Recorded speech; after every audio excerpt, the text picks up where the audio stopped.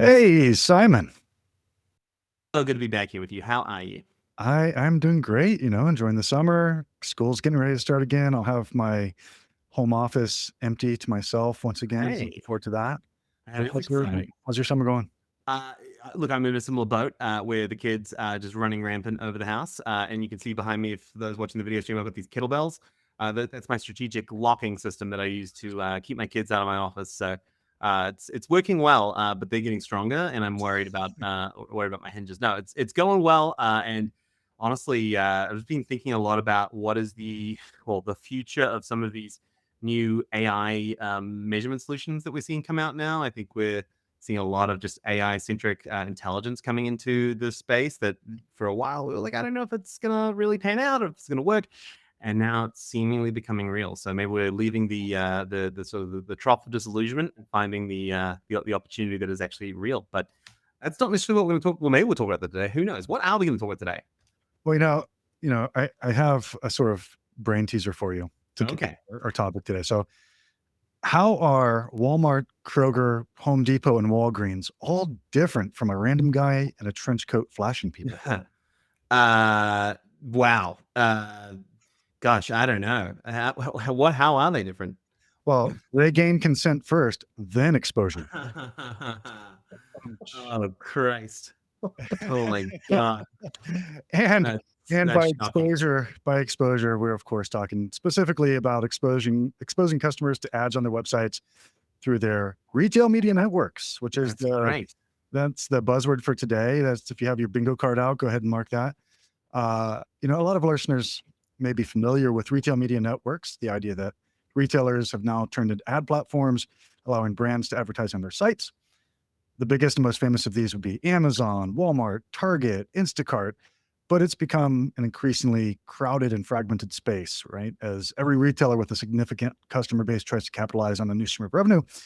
And that's what we're going to be talking about today. Not so much retail media networks from an advertiser's perspective, but more from a measurement perspective. And today on our show, we're lucky to be joined by Skye Frontier, Executive Vice President at Incremental, the retail media measurement company, helping brands understand the incremental impact of their retail media investments.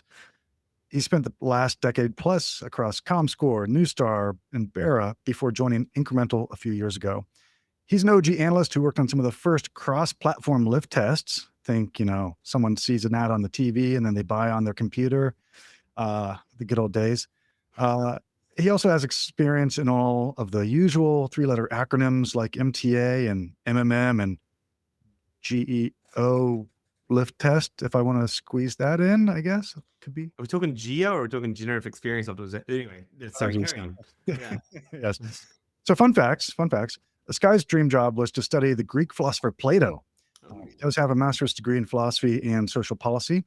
He also has a cat named Ziggy Stardust, a David Bowie fan. I love that. So please welcome Skye Frontier to the show. Welcome, Skye. Thank you, Jim Simon. Great to be here. That's quite the intro. I was blushing the whole time. Thank you. That's usually the peak of every episode is Jim does the intro and then it's all downhill from there. Yeah, all the listeners are starting to drop off now, but exactly. But they tune into that and they go, that's the stuff. And they tune out. Although, yeah, no. But actually, how about before we dive in, Skye is Skye Frontier. That's a phenomenal name. Is that your real name?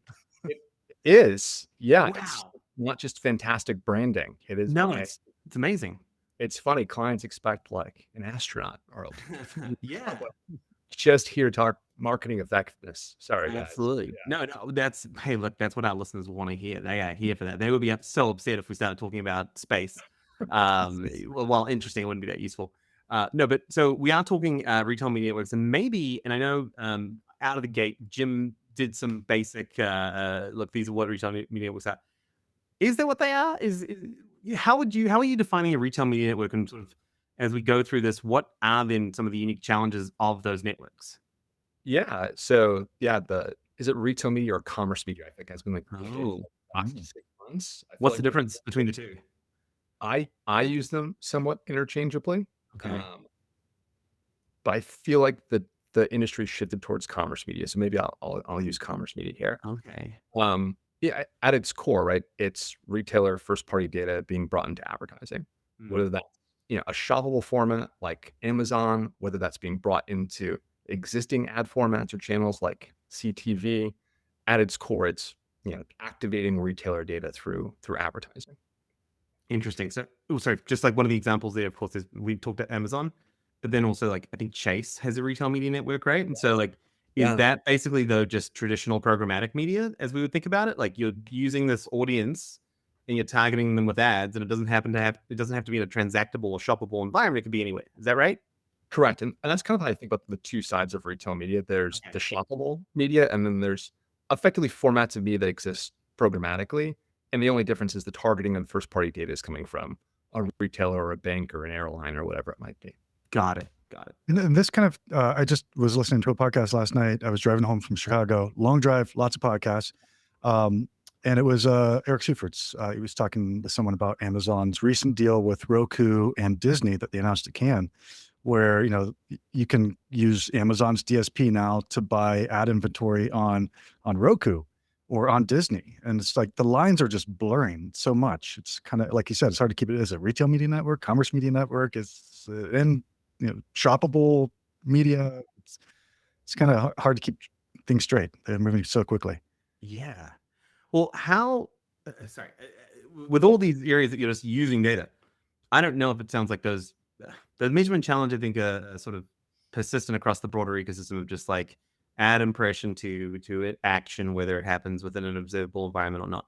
How is that like the only challenge, or what are the real challenges with measuring success in this environment?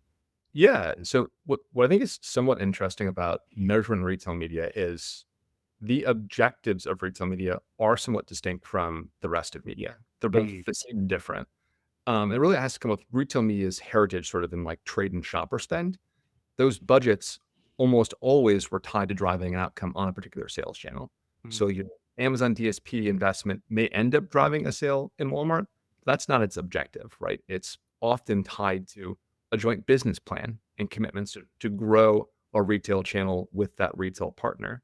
And because of that, some of the kind of classic questions around for programmatic or digital marketers of like, what's the right mix of TikTok and Meta and Google? In retail media, less become like, do I advertise on Amazon or Walmart? The reality is you're going to spend with both. Oftentimes, the more pressing measurement questions are, well, I have to spend this money with the retailer.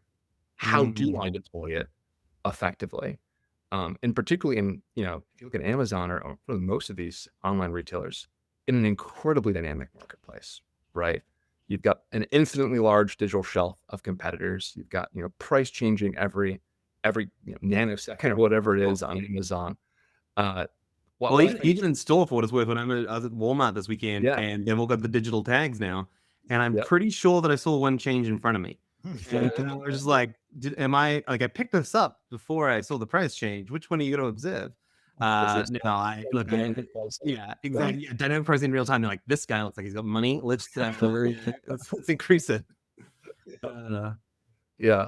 But to your question around like linking exposures and what that does in retail media, sort of like the classic problem CPGs have always had is the media data was separate from the sales data, right? Mm-hmm. And retail media on the surface sort of solves for this, right? The retail data and the sales data, and they're all owned by the same party. So on the surface, absolutely, like one of the big value props of retail media was closed loop measurement, right? Sure, all of these retailers can now close the loop. What I find interesting is while closed loop measurement makes this possible, there's sort of two, I'll say, problems, limitations with the way it's being measured today. And those are, while it's closed loop, the default attribution in that closed loop is almost always last touch attribution. Sure.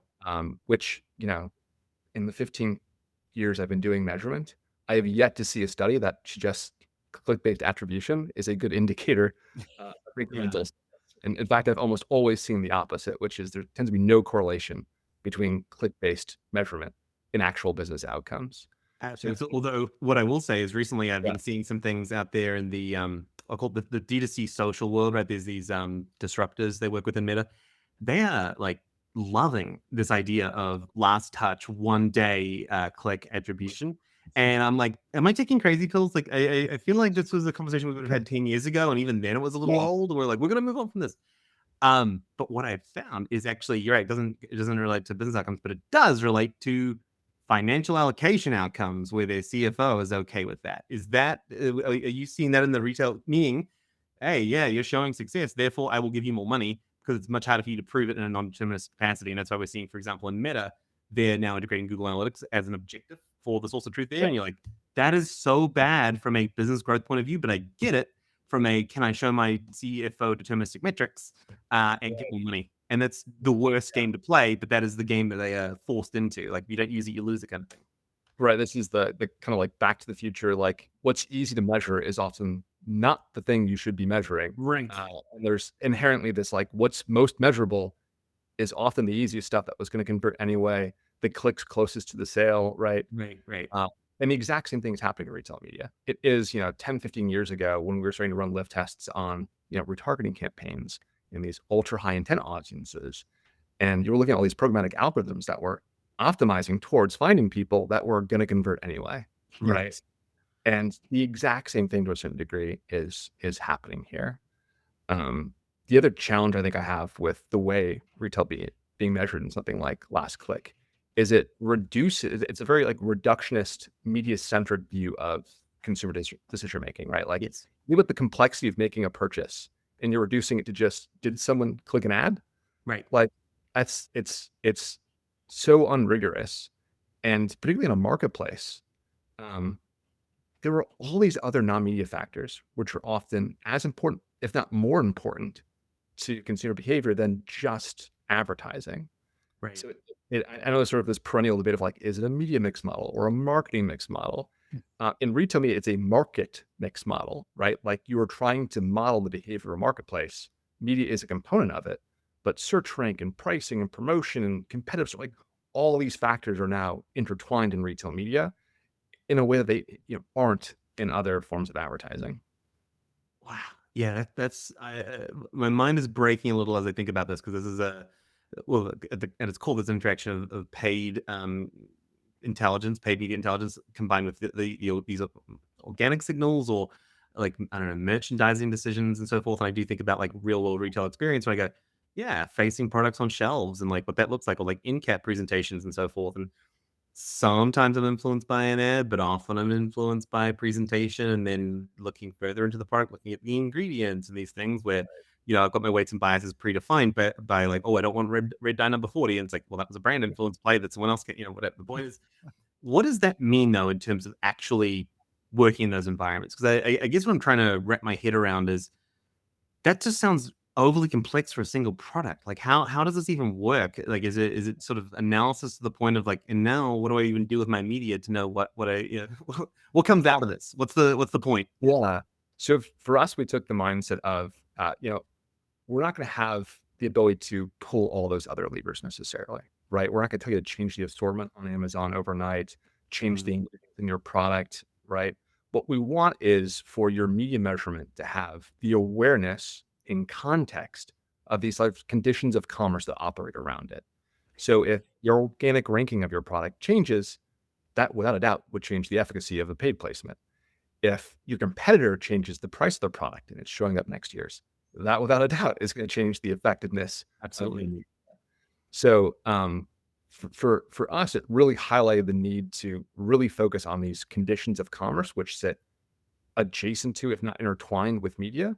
The lever you're still generally pulling is media, but now you've got the awareness of, as these other factors change alongside it, my optimizations or plans can adjust or react to the factors of the marketplace more broadly. I see.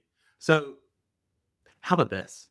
What I have spoken with a lot of folks in the retail media space, and this one thing that I didn't think was a controversial topic was, how do you define incrementality?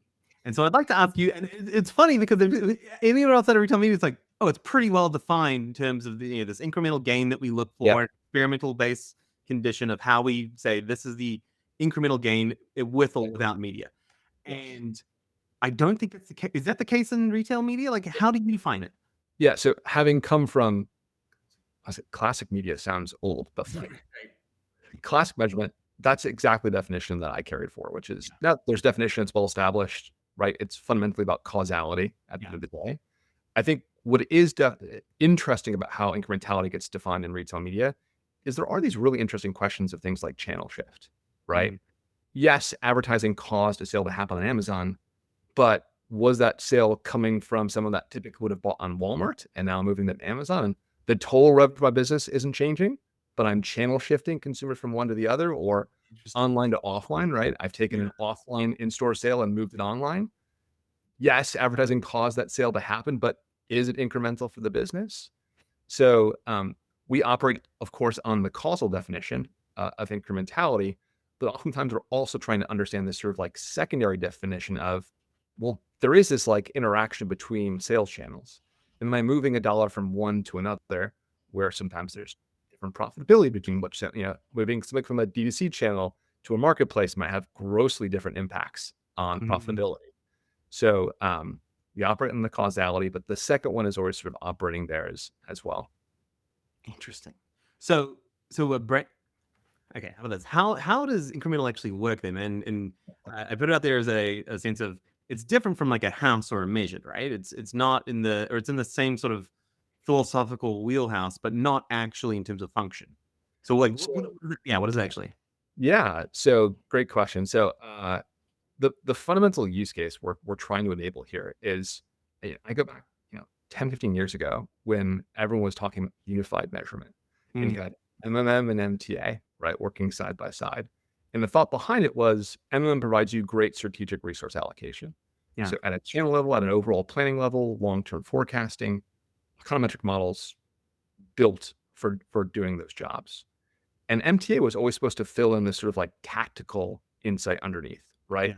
Well, within programmatic, which campaigns, what pacing, what frequency, what audiences, you could make the argument that like MTA was never good or never reliable or, right, technically not incrementality based if we want to get really strict here. But there was still this job to be done, which is marketers wanted a really, really tactical, hyper granular, near real time signal to inform their decision making, right? And I sort of the injunction, the sort of the rock and a hard place I think retail media is at, which is most CPGs have a market mix model they've had for a long time, highly tuned, answering these big strategic questions of resource allocation. The problem they're trying to solve for is oftentimes they have to spend with this retailer. It's tactically, how do I deploy that spend? And the rock or the hard place, I guess, in my analogy here is the only option today is last touch attribution. So if you're at a campaign level, line item data level, trying to manage campaigns, the only available signal right now is last touch. And what we want to provide is an alternative causal-based metric that can replace last touch ROAS or last touch attribution as the day-to-day signal for effectively campaign management. So that's the job to be done. We're trying to fill is sort of causal intelligence as close as possible to the media transaction, so that you can bring it programmatically into your buying workflows. So it's not like a report card that 4 months later, if a campaign didn't work or not, but like while it's in flight, can we begin to course correct and optimize towards what we think is an incremental outcome? My mind is swimming in questions around like the technical details of how it works. Apologies. Yeah. We should probably like maybe not dive into that because that could be a whole different episode. But I mean, I mentioned at the top, there's so many retail media networks out there now. What do you already have a good number? Like what's the number of retail media networks that are sort of actively in use and have significant volume? So like 20, 30, 40? I think that the number for a while is like tracking like the hockey stick post-COVID of every week there was a new retail media network. The reality is for most brands, it's kind of concentrated in maybe 4 or 5. Right. Amazon, Walmart, Target, and exactly. Long tail, and you might use an aggregator like Criteo or something to manage it. But it's I think just like an operational problem, right? Like it takes me back to buying digital media via IO instead of programmatic. Like you don't want to have to write 50 IOs. You want a ad server, right? And to be able to manage all that centrally, and in retail media, it's still really fragmented. So it is an operational load on advertisers to manage across that long of a list. No. Look, I always look at that question and go, how long is a piece of string, and also what qualifies as a retail media network? Because it's sort of harkening back to the point at the top. United Airlines technically has a retail media network, and they also, there's this new category that I think is not very well defined, but I've been calling it transitory digital out of home retail media. I know exactly, it is complicated. It is when you are transiting between two locations in the real world, but also you have your profile ID associated with the screens within a vehicle, or a plane. The ability to both isolate you as well as have you transact in that moment because you have a captive audience is quite high, and especially when we've seen Uber sort of explore it with like, oh, look, we can get them onto Uber Eats. I'm like, well, that's phase one. Next phase is like, United Airlines, like, well, you could replace Skye Mall with Amazon Mall or what have you, right? Like, it becomes this like, yeah, of course I want to shop in flight. Like, and that's why I think we're seeing a lot of these airlines now say Wi-Fi is free. You're like, why is it free? You're like, because you are our retail media network and we have you in the sky. And so I think there's some real interesting cases to that. How are you, by the way, thinking about like there's from what I understand, there's retail media clean rooms. Is this true as well? Like what's going on with those? Because I think a lot of folks only really hear about like Google and Meta and maybe like, I don't know, AMC, but I'm Right. hearing about it in a broad spectrum. Is there use there in terms of do you derive any intelligence for incrementality testing from there?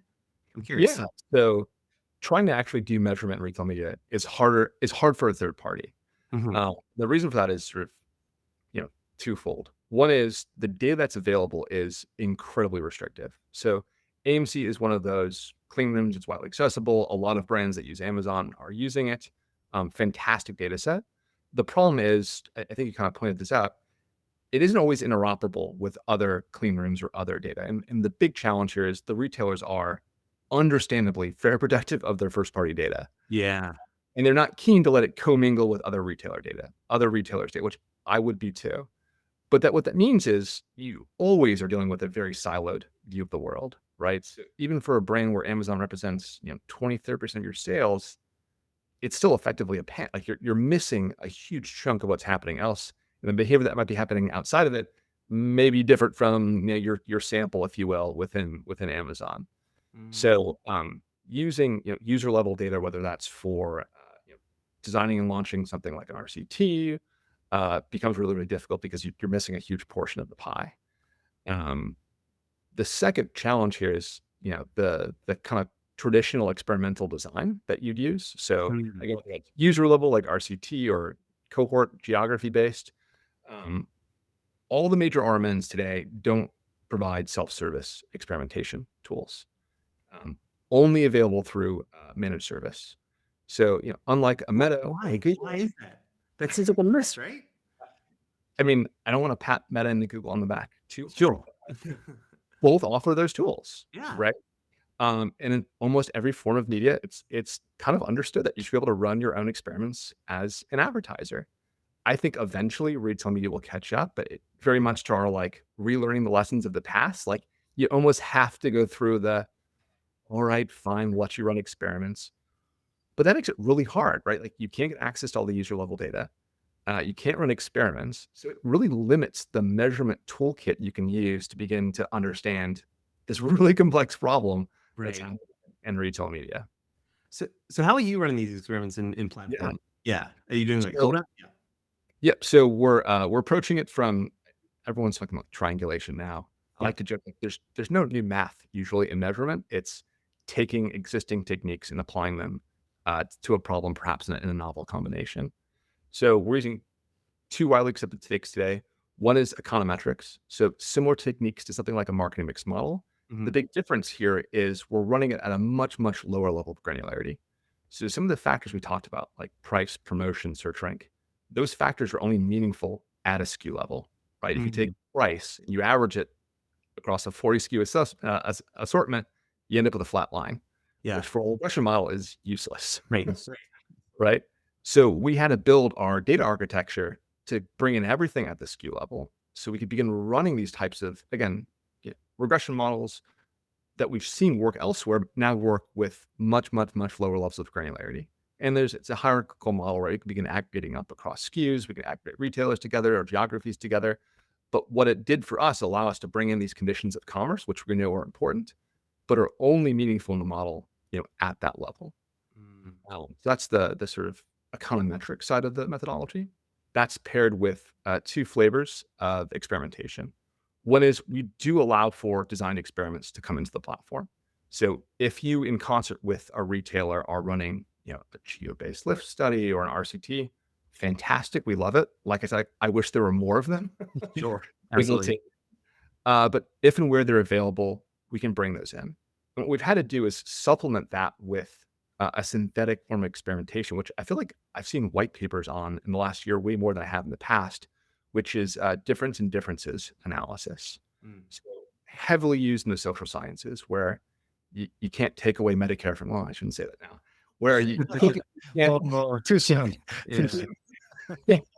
you can't change health outcomes typically, between the two different cohorts. What it allows you to do is to use some of the naturally occurring differences between cohorts. And if you can basically go down the checklist of, hey, we don't think there are any other meaningful differences between these two cohorts. We think they're on otherwise parallel paths with each other. You can use them like you would another experiment. Mm. And again, like the data that you need in order to basically confirm all the assumptions is all that product level data, right? Has search rank changed? Has price changed? Has promotion changed? Has my competitive sort meaningfully changed? So it allowed us to basically algorithmically begin scoring products for similarity, right? And find these ideal candidates for something like difference in differences analysis, and use that as sort of the experimental feedstock for the model, where we can't get to designed experiments because of the limited availability of them within retail media. So we've had to find sort of ways of supplementing the experimental data, where you can't run experiments, basically. Yeah.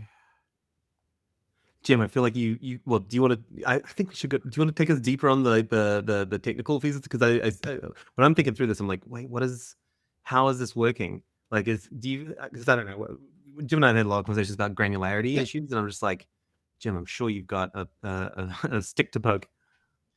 Well, that was my first question when you start talking about down the SKU level, that low level of granularity. And my thought is, okay, well, how are you getting enough data to feed the model? All right. But if you're similar to like a geo level model, Right. You're aggregating geos and so forth.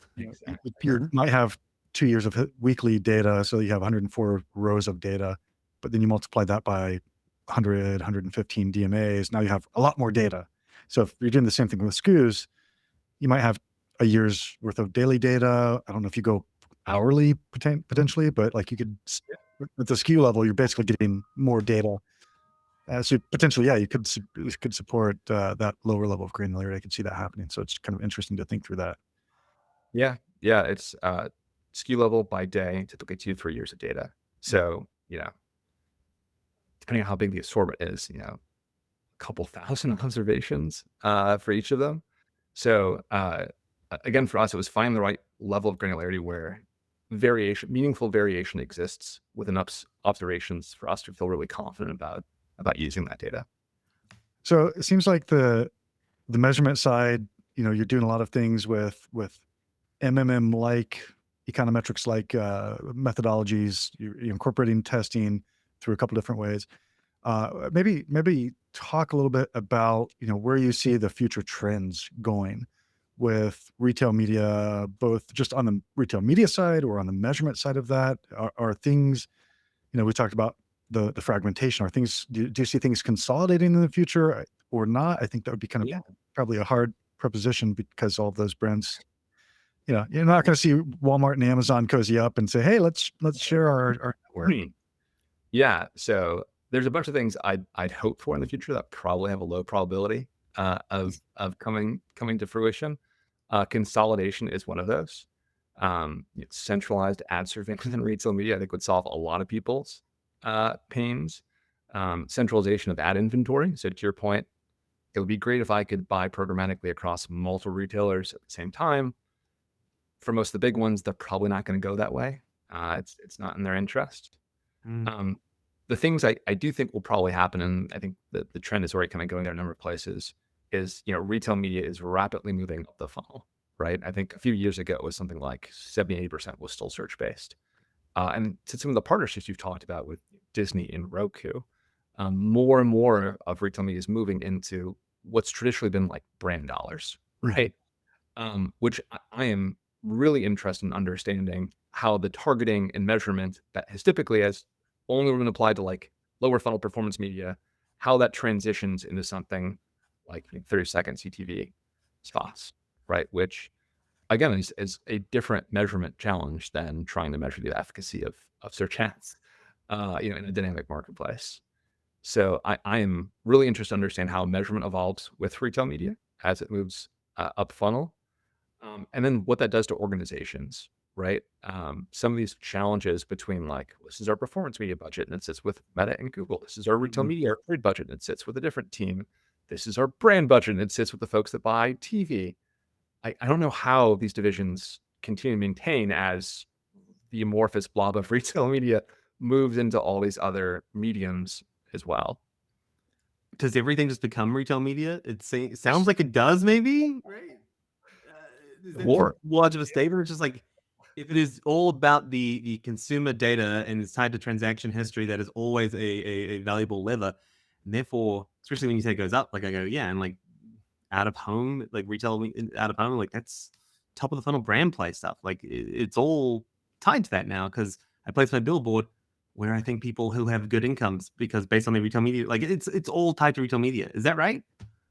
I think for most consumer brands that sell through marketplaces that don't have their own like rich first party data at scale, I Yeah. think most of their media will become retail media.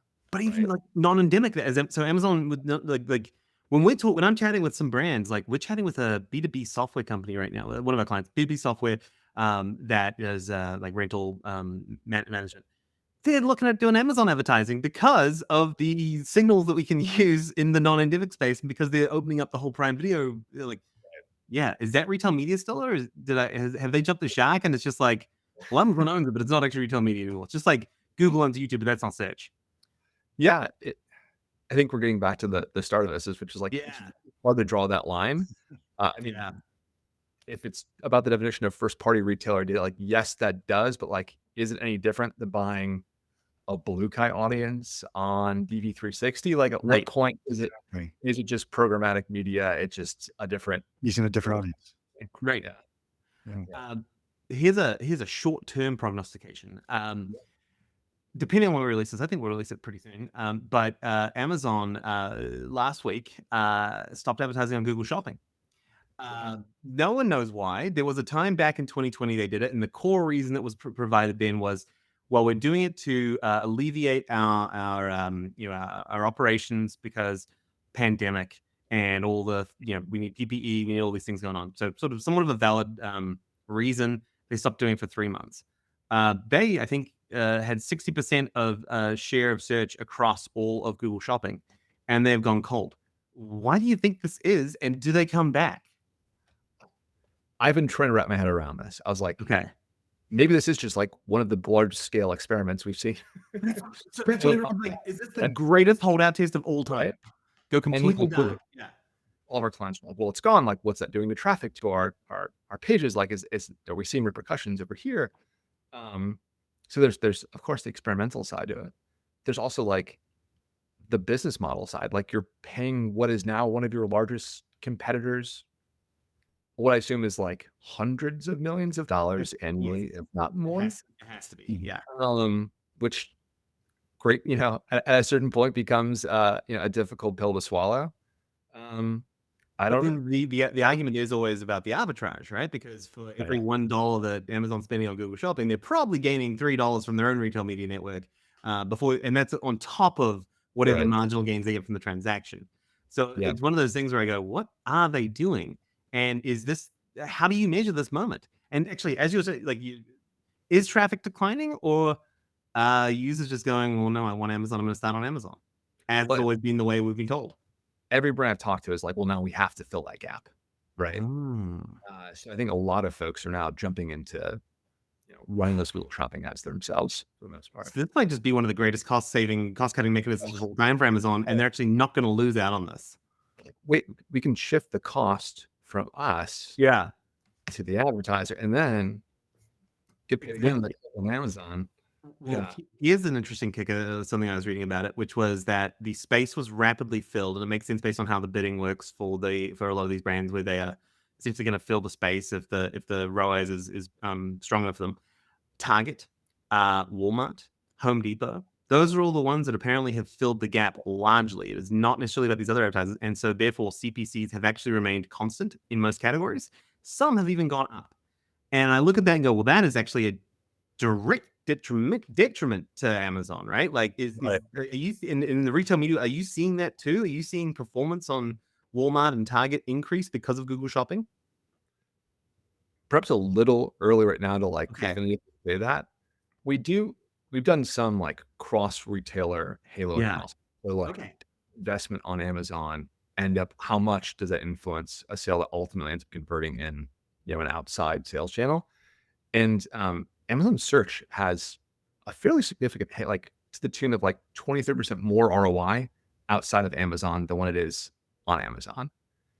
And Wow. I think like my own experience of Amazon, like it has become, even though I'm not going to buy on Amazon, Yeah. my defaults, I want to look at the product, I want to look at ratings, I want to get like a sense for Sure. what the point is.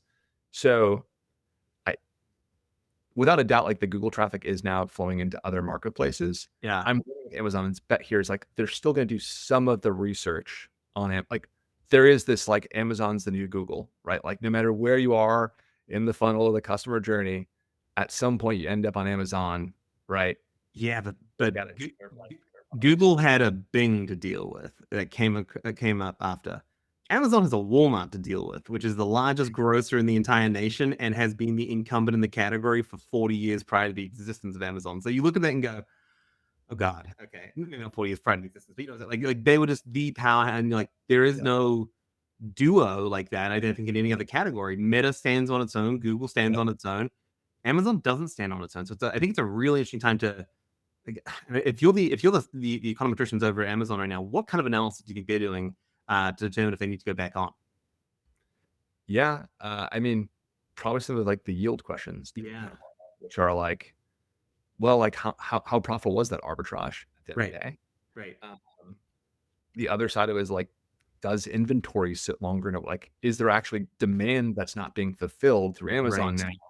And like so much of their entire flywheel is like the operational inventory, like physical inventory side of the business, right? Yeah. So I don't know if like that changed like how much product they were putting in. Like the complexity of like that side of it always like boggles my mind of like, all right, I'm gonna turn off Google Ads. Yeah. But they're like knock-on effect of like, well, does that change how much inventory I have to pre-place in each of these Right. warehouses? And does that change my distribution contract? Like Yeah.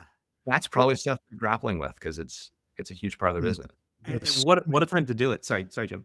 Yeah, I was Yeah. just saying there are so many aspects of this test, right? Like if you're just a brand selling things and you're just like, I'm going to turn off Google Shopping ads and you can measure the results. I turned it off in these emails, left it on in these, and I sold less Yeah. products in these. And that's a very easy, simple test. But like you're saying, there are so many unintended consequences that could be at play with Amazon shutting it off that like just the operational efficiencies, the how many products at each warehouse, like all of the things that you mentioned, not to mention how does it either benefit or otherwise their competitors who now have an opportunity to potentially to show up in that space for cheaper or maybe just the same price now Amazon. There's it like boggles my mind to think of all of the different things their statisticians and scientists have to think through to like say, is this good or not?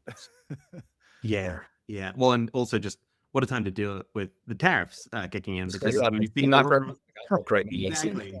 Digging itself. Yeah. Right. All the earnings calls right now, like, yeah, we think consumers have been pre-purchasing for a lot of these goods and so forth. And so you go, gosh, I wonder if they've detected enough of that happening at this moment in time where they are ahead of demand in certain categories, and they're like, actually, strategically, we're gonna have to decrease inventory in warehouses right now, knowing that the sell-through is going to be slower. Therefore, get the savings up front. And then not that it was from, and this is my tinfoil, my Andy Jassy conspiracy hat. Not that the earnings were bad from Amazon, but AWS revenue was down this quarter, and it's one of those things you look at and go, this actually it has a noticeable impact on the bottom line, their ad spend here. And is this like we need to conserve cash play? So that's like, from the advertiser side, I've seen a number of advertisers do that. It's Yeah. getting close to the end of the quarter, our profitability is not where we need it. What can we improve Right. quickly? And they just start flipping off the levers left and right. Right. Juice the bottom line. The timing of it was like, maybe they are trying to offset, costs elsewhere, Right. right. But Yeah. But I I don't know. think looking the math of like how much would that really be in the massive revenue numbers of Amazon. But yeah, Right. it's an interesting question. And their advertising is seeing more growth. Like a lot of people don't think of Amazon as an advertising company. Yeah. I appreciate that it's not their biggest category, but I primarily now do think of them as an advertising company. I think the Prime inventory and everything we're seeing there.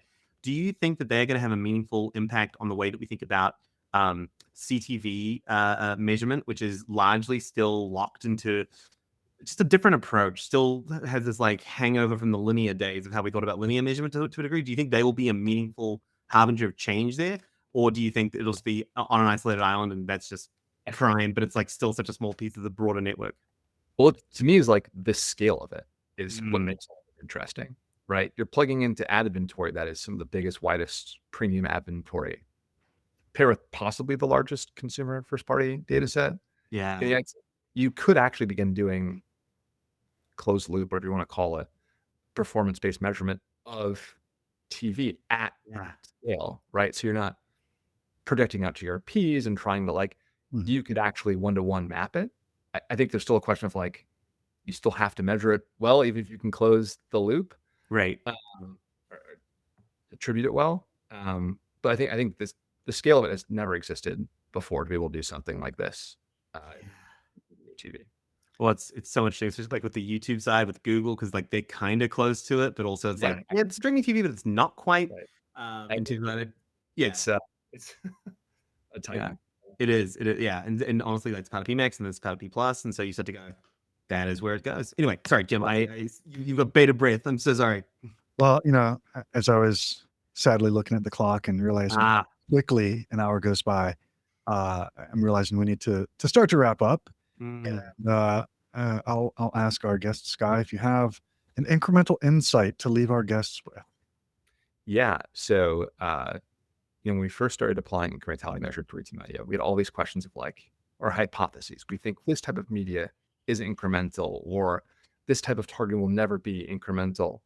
And one of the most counterintuitive things we've found is branded search. Everyone wants to beat up on buying your own keywords. Everyone would assume generally not incremental. What's been most interesting looking at is the exceptions of where it is. So in general, yes, for large brands, high awareness, high penetration, generally not as incremental as other tactics. The exceptions have been the most interesting, which are it has more to do with the product that you're advertising than the targeting. So what we often find is multi-packs, for example, tend to be very meaningful. You're taking a shopper that wants to buy your brand. Maybe they're buying one stick of deodorant. You're getting them to buy 4, right? That does have a meaningful impact on the top line revenue. Same thing with like product innovation. So you're taking someone coming in to buy your base level SKU. You're getting them to trade up into hopefully a more profitable, larger average selling price SKU. That delta in revenue actually does show up as incremental on the top line. Or a bigger basket, right? They're coming in just to buy one product. They're not buying 3 or 4 products from you. So the like aha moment for us was, oh, like you can spend on branded keywords, but it's all about the product and like the fundamentals of like CPG merchandising, which is like it's trade up, it's building bigger baskets, right? And enabling that through what you think of as typically as like a non-incremental form of targeting your media. That's interesting. It Right. is. Yeah, like I and when you were saying like instead of getting them by a single stick of deodorant, getting them through a 4-pack, and my end is going to what is the strategy around your site links of your branded paid search ads, right? Like because that's where especially if they're searching for brand and product, like I guess brand and product could be synonymous, but like or like brand plus product name, you have an idea of what they're looking for. Here's what we want them to get. That's maybe the 4-pack instead of the 1. So yeah, it's a lot of the strategy. You can't just say branded search is not incremental. It's like, well, it could be. How are you doing it? I also liked it because it was this like aha moment of like doing retail media isn't just like, you just don't have the media lens. You have to have like the retail, the sales lens, like, and I think that's what makes it kind of difficult as a form, is like, it actually requires you to be good at like a bunch of things. Yeah. Not just media, but like understanding merchandising and sales and the other adjacent, and elements of commerce. Yeah. Well, and I think there's so many of us. Well, just look. When I came to retail media, and it's still a relatively new field in its modern form. I had made a lot of assumptions about what it is and how we would measure it. And I think for those sitting there who are listening this right now, and maybe they haven't had that much exposure to retail media, but they think, hey, I'm just going to bring a lot of these techniques that I've used elsewhere for measurement into the retail media ecosystem. It's definitely time to think again. And honestly, it's probably time to measure up.